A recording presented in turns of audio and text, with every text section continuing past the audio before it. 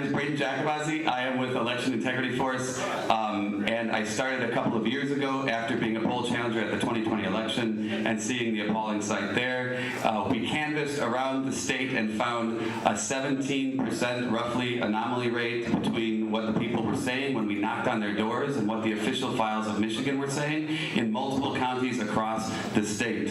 I want to thank all of the volunteers, the hundreds of volunteers across the state that are all working for no money. We are a nonprofit and nobody takes any money. There's no overhead with our group, so I want to thank all of the guys behind the scenes. And our executive director is Sandy Kiesel. I'd like to thank her as well. She does an amazing job. So who is EIF? Like I said, we're a nonpartisan nonprofit, and our goal is to seek unity through trusted and transparent elections. Over the last few years, we've delivered affidavits on behalf of concerned Michiganders. We've done a physical canvass that found 16.9% anomaly rates across multiple counties in Michigan. We found millions of manipulated voting histories across the digital files, the official digital files of Michigan, as well as thousands of likely fraudulent voters and voting addresses across the state that are in our official file. We also trained hundreds and hundreds of poll challengers across the state in all 83 counties. So I want to let people know that people do care about elections. When people on both sides of the aisle, this includes Democrats and Republicans, if the Republicans were caring about this and being truthful about all of it, we wouldn't have to keep having this conversation because the Republicans would take on the Democrats if it was just the Democrats, guys. So I say that because right now I'm at a Republican meetup, but you guys have to hold your politicians accountable. They work for you. You vote for them. So you are not alone out there. In 2023, the polling numbers have gotten even worse, suggesting that 60% of likely voters believe election fraud occurred in the 2022 election, and this is the highest number that Rasmussen has seen so far. So the numbers are increasing with the belief that fraud has occurred, not decreasing. Ignoring it will not make it go away. So, if you look at this image of Michigan, you can see that all the red counties have over 100% voter registration compared to the census. That's almost all the counties in Michigan. The yellow ones had 85 to 100% voter registration compared to the official census of Michigan. So you have more people voting, or more people registered in those red counties than should legally exist. There's only one nice county in the middle, Isabella County, that's less than 85% voter registration. I have a ton of other stats that I'm going to ignore for today because we've already gone long due to that hiccup in the mic. So let's get right to the recount. We looked at proposals 2 and 3. We strategically chose counties across Michigan because it was cost prohibitive and logistically prohibited to look at the entire ballot and look at everything up and down the ballot because it would have probably cost $1.5 million. So this recount cost $76,000, or it was supposed to, but because of illegal and erroneous fees put on us, they upped the price to almost $500,000. I want you guys to take that in. A recount is supposed to be accessible to a normal person if they have a legitimate concern with the election. No normal person could afford almost $500,000. And this is just to make sure our elections are secure. The America Project was kind enough to donate the money on the last day, on the last hour that it was allowable when they levied these extra fees against us to prohibit us from doing the recount. But we got it done anyway. So we looked at Props 2 and Props 3 in strategic counties across the state in over 600 precincts. What we found was devastating. 70% of all the precincts we looked at were uncountable or didn't match election day totals. 100% of all the Prop 2 recount that we did, 100% of all the counties that we looked at had at least one of those precincts in it. I hear the gasps in the audience, and that's the right answer. But it gets worse. You could say, hey, Braden, that was a small sample size, and maybe these numbers are a little bit spurious. Well, let's look at Prop 3, where we looked at 560 precincts in 43 counties. 59% of all the precincts that we looked at were either uncountable or didn't match election day totals. And that happened in 86% of the counties where at least one of those precincts existed. This is not a onesie-twosie issue. This is a systemic problem. It may be fraud, it may be misfeasance, it may be malfeasance, it may be ignorance. It's definitely coming from the top. You shouldn't blame your local clerks, you should work with them, and that's what we're trying to do. So I want you guys to understand this, and I want you guys to understand what an uncountable precinct actually is. So when they say it's uncountable, it means that the seal was broken on those bags after the election, which is blatantly illegal. But what happens? We try to count them, and they refuse to let us count them, and then they just keep the old numbers on the books, call it uncountable, and nothing changes. Right. And that's what both politicians on both sides of the aisle are allowing to happen in your state of Michigan. So don't point all the fingers at the Democrats. If you want to fix things in your own house first. Right? Talk to your legislators and your lawmakers at the local level. Let them know that this is a serious issue, but don't get angry at them. Let them know the data. So now that you understand what an uncountable precinct is, here's why it's so important, in addition to the logical reasons. Here we have a former Flint Township clerk, Mrs. Funk, who was sentenced to a felony because she intentionally manipulated voter bags in order to make them uncountable. And so therefore, if she committed fraud, it wouldn't be able to be looked at by us during the recount.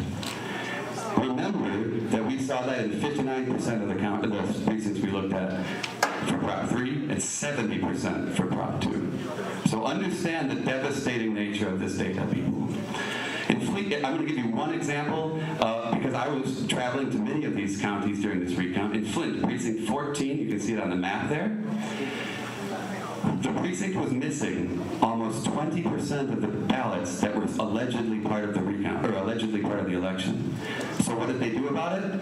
The State Bureau of Elections lady, Lori Bourbonnais, spent 10 minutes at the end of the day where we got up and we acted like Matlock and trying to give our case to the Board of Canvassers at the end of the day. Lori Bourbonnais, the State Board of Canvassers, or Bureau of Elections lady, and Mark Brewer from the Democrat side both argued for 10 or 20 minutes about why that didn't matter, about why nothing should be done about it, and why there shouldn't be an investigation. I argued as best I could, and we convinced one of the people to do something about it, and they agreed to send it to a prosecutor and have him look at it. And to this day, no one has ever done anything with it, and it was just lip service. So we took that challenge. Over the course of the recount, we made over 100 challenges. None of them were accepted at the county level or at the state level, even though there were other places that were missing 100 ballots out of their precinct. This is a systemic problem, and anybody who tries to tell you it's not doesn't know the data. So what can we do here? So Jocelyn Benson says Michigan's voter registration list is more accurate than ever, right? She says, thanks to the work that we've done in recent years to ensure accessible elections with a secure list maintenance protocol, right? That's what she says. But what's more devastating and worrisome about this quote is that after doing this for 2.5 years, you and I all know that this quote could have easily come from any Democrat and many Republicans too, who have done nothing for the last 2.5 years. What have they done to help you? So, what can we do to fix this? We have to work at a local level. We can't just be angry. We have to be confident, and we have to have this data. So what Election Integrity wants you to do is to participate in your own rescue. You can't be dependent like children on other people to do the work for us, right? Even though we all know something's wrong here, we need to put in a half hour or hour a week. So what we would like you guys to do, the minimal you guys could do would be great, would be to watch, like, and share the 2 summary videos that we have on our website. One of them at the top of the website now includes a summary of the data that I've just presented to you. It's a very professional video. It was great. And then we have another video that summarizes our first 2 years of work that was actually done here at Newark last year that led up to the recount. So scroll down the page and you'll get that. I want you guys to share those 2 videos with as many people as possible. We also have several reports there. Please share them, like the videos, get the word out, because this is the largest recount that I know of in Michigan history, and nobody knows about it.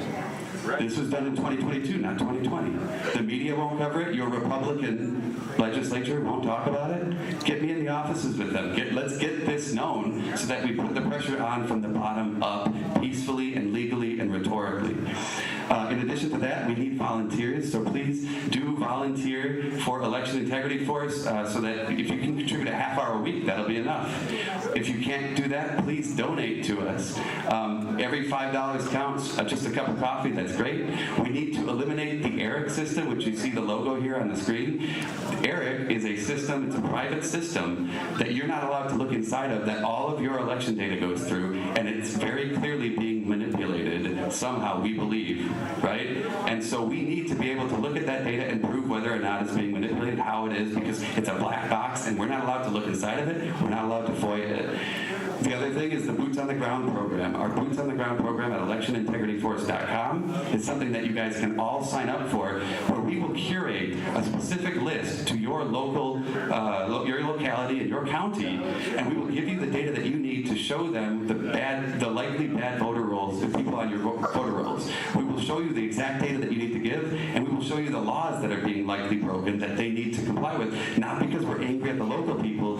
They're following dictates given to them from high above them at the state level that are not what we believe following the law, and they're not cleaning these voter rolls properly.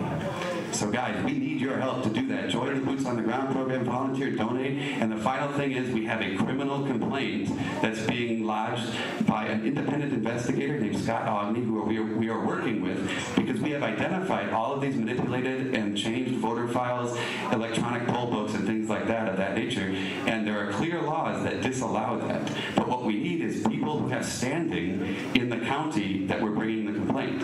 So we can show you the couple of pieces of paper you got to fill out. We can sit you in on a couple of meetings. You'll understand exactly what to do. And we need a bunch of people that represent a broad swath of people across Oakland County so that we can get something going here. So if you guys want to meet with me afterwards, that would be awesome, because a criminal complaint will get things moving, and we need it in multiple counties across the state. With that, I'd just like to say, read, research, volunteer, donate, do whatever you can to take action and participate in your own rescue, guys. We have a big chance here. With all this new data that we've collected, we can save the state. It's a very optimistic time right now. We didn't have this data, we didn't have this confidence before, but now we have to take a little bit of action, each one of us just a little bit. So thanks a lot, Matt. I know I went a little bit long, but I appreciate your time.